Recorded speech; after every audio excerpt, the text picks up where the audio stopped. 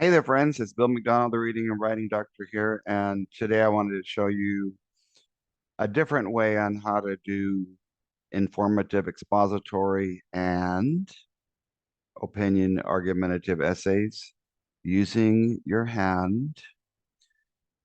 Your hand is representative of a paragraph because a paragraph has a topic sentence, the main idea, and some specific supporting sentences. It also has an introduction, a body, and a conclusion. And in order to get the 5 points, the first three come from a certain way that your introduction, your body, and conclusion are written inside both purposes of writing. If your introduction and conclusion are present, the rubric states that you can get a 2. If those two parts of the essay are effective, then uh, you can get 3 points as long as there's evidence that is explained and exploded with vivid vocabulary. All of this is taken straight from the 5 point rubrics for informative, expository, and opinion argumentative. And of course, if you do all those things, then you get the 3 points. And then you tell your kids once you're done with the conclusion, don't forget the conventions. Or if you use the word ending, don't forget your ER, your editing and revising and working on the conventions. So I thought today that I would show you a way that, some people think that a train is an immature way to teach high school students. Well, the human body has a head, which we'll call the introduction, where we can address the things that are required to get the 3 points on the essay. You have to understand that your purpose is going to be expository, informative, or opinion argumentative.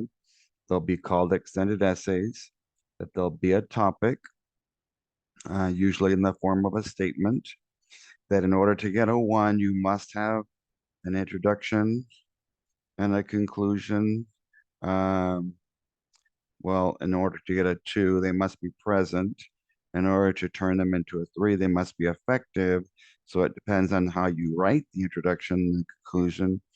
Now, there's no specific place. The first bullet just states that you have to have a claim for opinion argumentative, and you have to have a central idea for fourth grade, a controlling idea for that's right for elementary, for controlling idea for middle school, and a thesis for high school. But the way your kids write those depends on their ability level. So there can be a wow, an attention getter, brainstorming anything first, brainstorming something about your idea, because if all you do is come up with a hook, an attention getter, a lead, a bridge about your topic, too many kids will be writing about the same sentence or the same, asking a question about the topic or restating the topic. That's not an effective way to write an introduction. A wow would be an effective way to add something to your idea. So before I get into how to do some of that, I want to make sure you know what the structure is supposed to look like. So I highly recommend that because we're in the year one, that you teach as many kids as possible to make sure that they have their central idea, controlling idea, thesis statement, claim, or opinion somewhere in the introduction. But before they decide what that is, you go straight from the T of TEA, the topic, to the evidence, and then the answer will be their claim, their statement, called central controlling idea or thesis. And your middle kids can think of synonyms. What other words could I use to write my central controlling idea thesis? What original way can I write it? How can I wow the reader in my introduction?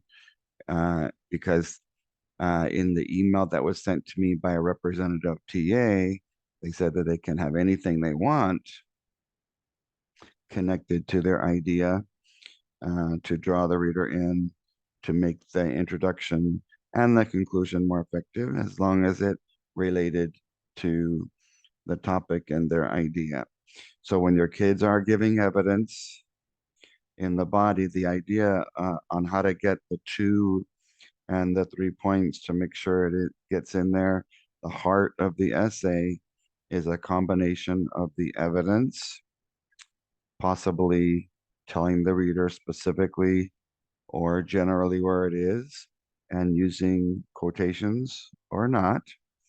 And this part right here is the hard part, getting them to use their own words to explain the examples of evidence that they use, doing what I call GPS, getting pretty specific. And it's going to be you asking them the right questions. I call it the 6 Ws+1. Once they give the evidence, ask them some who, what, when, where, why, which, and how questions. In the conclusion, your struggling writers can restate and repeat.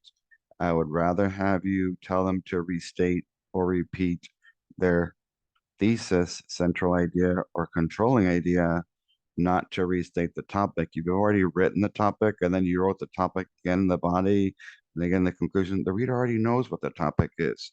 What they want to know is, do your kids know how to respond with an idea about the topic?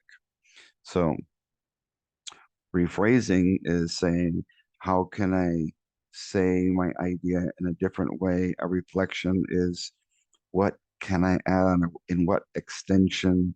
How is life different or better or worse because of whatever idea I've shared with you? And then, of course, doing the conventions is the editing, checking for capitalization, usage, punctuation, spelling, or sentence boundaries. Revising, deciding, are you going to add, remove, replace, or move anything of the content before you turn it in? Remembering that if you're doing the human analogy, that the laces are on the shoes are what ties it together. If you're going to, depending on how many examples of evidence you use, you want to connect them to. So let me show you using my Read-Vising Graphic Organizer how to help your students understand how to write an organized essay using the concept of their hand. They are going to get a specific purpose of writing, informative, expository, or opinion argumentative. They're going to get one prompt, which would be one topic. And so as soon as they get the topic, they've got to go straight down here to the evidence. And I want you to notice I have the acronym TIES, that everything in both the passage, P, and the essay, E, ties together. So if you look here how I have it set up, in order to get the first bullet, it says clearly state your central idea, your controlling idea. Clearly state your thesis. If you're doing opinion argumentative, state your claim. What side of the coin are you going to take? What point of view, what opinion are you going to share? So, because it does say introduction in informative expository, the T here is for topic. There's usually going to be 2 ideas, and your kids have to address both ideas in their central idea, controlling idea statement, or thesis. On opinion argumentative, they've got to pick one side of the idea or the other. And so the reason I have these 3 monkeys is in the introduction, you can have 1, 2, or 3 sentences. It doesn't matter. For the kids who struggle, you might just teach them, have a central idea statement that responds to the specific demands of the prompt, and you can teach them to use other words or high vocabulary for that sentence. But as you know, you can add a sentence or two because an introduction that's merely present can just get a 2, and effective introduction can qualify for a 3. So let's say that your middle fingers are the body, the 3 middle fingers. The yellow E's that you see here are the evidence, what you would call the topic sentences of 3 paragraphs. And so you see 3 yellow monkeys. What would be the main ideas uh, of the beginning, the middle, and the end? So for a 2-part topic, usually the first topic before the word and, you can probably cover that with one piece of evidence, with or without quotation marks. And the reason that these green monkeys are here is because, as you saw in my human graphic organizer, it's yellow and green. Well, because most of the topics are based on an entire essay, you probably want to teach your kids, get some evidence from the beginning, some from the middle, and some from the end of the selection, whether it's a poem,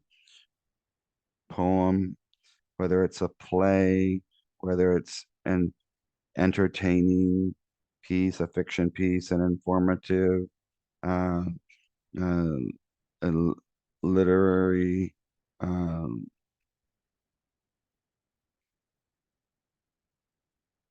piece that's uh, literary nonfiction, something that actually happened to someone or somebody, something a long time ago.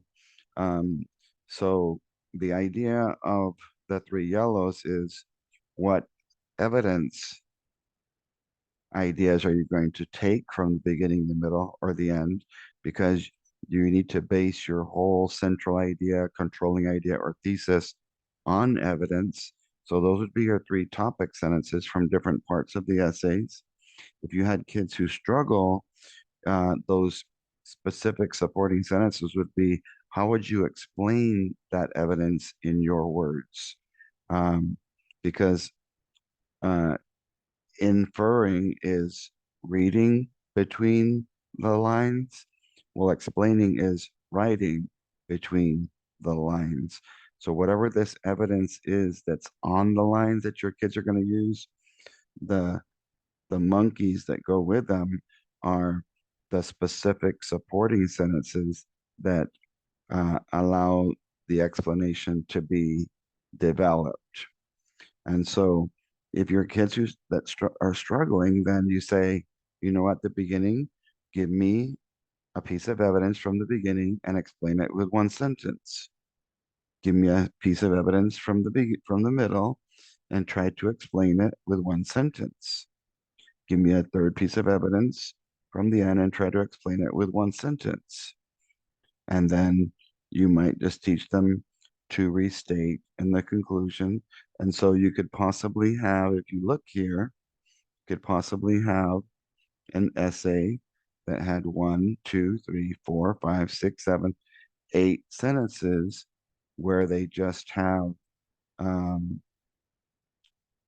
a briefly written, briefly supported um, paragraph for each piece of evidence.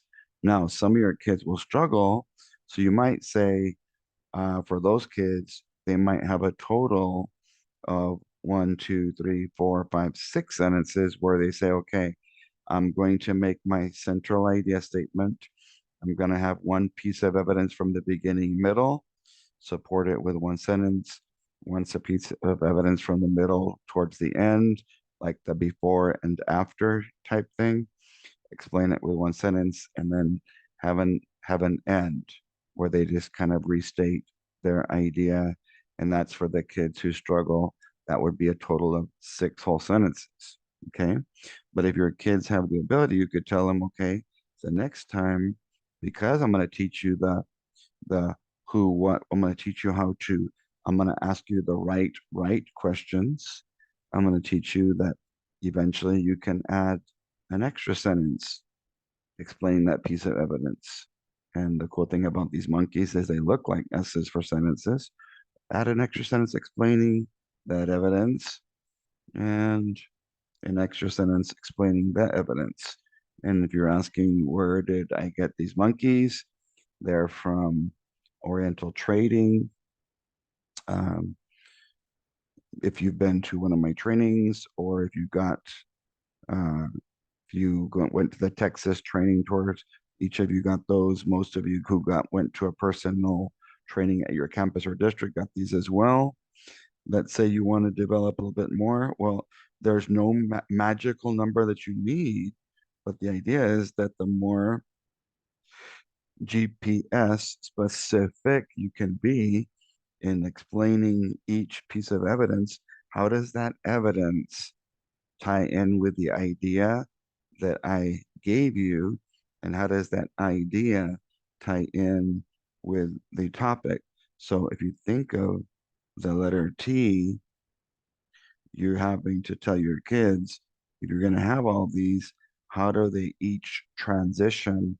How do each, how does each piece of evidence connect to each other, to your central idea, controlling idea, thesis, your claim, and your topic? How does everything tie together? Like it says here, ties together. Now, in your conclusion, you can either restate, you can rephrase, or reflect, because as it does say in the rubric, is your introduction and conclusion just present? Is it just something basic?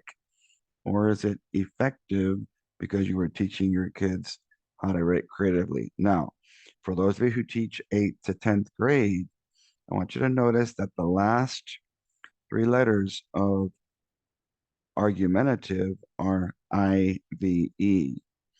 So what you might do is teach your kids to, before they transition to the conclusion, 8th, 9th, and 10th, make sure they identify, find some uh, various evidence, an opposing viewpoint, and identifying it is saying, yes, there's some evidence for the counter. Okay. And because you're supposed to refute that evidence, well, refuting means I have to explain to you, E, why I think that evidence is wrong. And so you could teach your kids again, 8th, 9th, or 10th.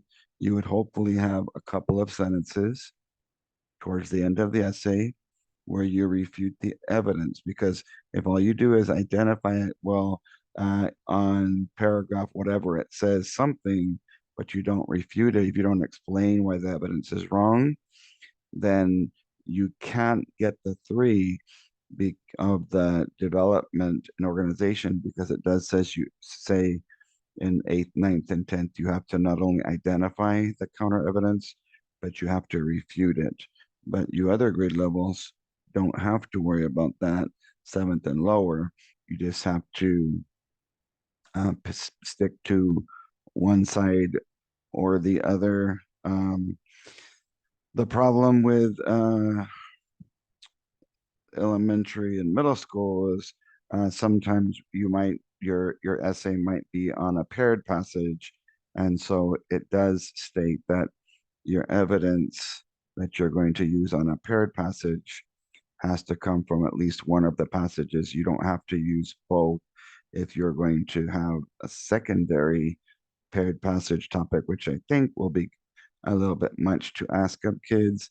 Then the evidence would have to come from both. And so you might say, if I'm going to get a paired passage, I might use two pieces of evidence for one of the passage that support my idea, and two pieces of evidence from the other passage to show how they support the idea that you're sharing. And so that's just a different way, because your kids can draw their own hand and they can use color coding, because you're allowed to start training them right now to ask for colored pencils and highlighters. Then step one would be, once as soon as they read the topic, have them go the topic, have them go straight to the evidence and find the best examples of evidence that will represent um, support for their idea that they used. And what you might have to teach them is which evidence can you explain better? Because it might be some really cool evidence that you find, but if you don't know how to explain it, then I need evidence that I can explain and evidence that I can explode. And so, something also I want to make sure you're aware of that it does say on the development part of the rubric, if your kids are using effective vocabulary, effective word choices, if you happen to find that in different parts of the essay, then make sure you reward your students with extra credit where you can tell them not only do you have a certain quantity of development, but the quality of your development is great because either the the word choices that you used when you were explaining, or possibly maybe as you were transitioning from one idea to the next, your transitions are effective, not just the basic. The most popular one that I tend to see as we're moving into an ending, I get rid of these three here, is in conclusion, and they're in my binder in pages 11 and 12. There's like almost 200 transition words and phrases you can use the little mini binder. And so if your kids can come up with something besides in conclusion, that's would be considered like a more effective word choice. So that's how I would probably suggest that you use the hand uh, to teach the purposes of informative expository and opinion argumentative. Please do me a favor and like this video on my YouTube page, subscribe there, share or tag your reading teacher friends. My next two videos will be, well, somebody's asking for some help on some revising. So I'm going to do a revising video uh, next. And then I'm going to do an elementary essay. I'll try to guide you through what you just saw with the monkeys. What would that look like in an essay form with a struggling writer, a kid who's a little bit higher in ability, and maybe somebody who has a little bit more ability, so that you're not trying to take a child who's in, zero land or one land all the way to three or four land. You're just trying to say, how can I get them to get, the minimum points possible so that they can at least have the structure that's needed for informative expository and at least minimal development where maybe they can get uh, a two from each reader in the organization and development, and maybe at least a one in conventions, and three is six, and that's a pretty good score to get for a student who struggles. So let's try our best just to make this the least overwhelming that it possibly can for your students. Don't forget to, if you have a question, I'll put it back on um, my shared screen for a second so that I'll show you my email address. It's on the folder there on the upper uh, portion, writing_doctor@yahoo.com. If you have a question or if you need guidance, if you want a specific type of skill modeled, you can message me there. If you're in our ELAR Write prescription group, if you go into Facebook, you can type that.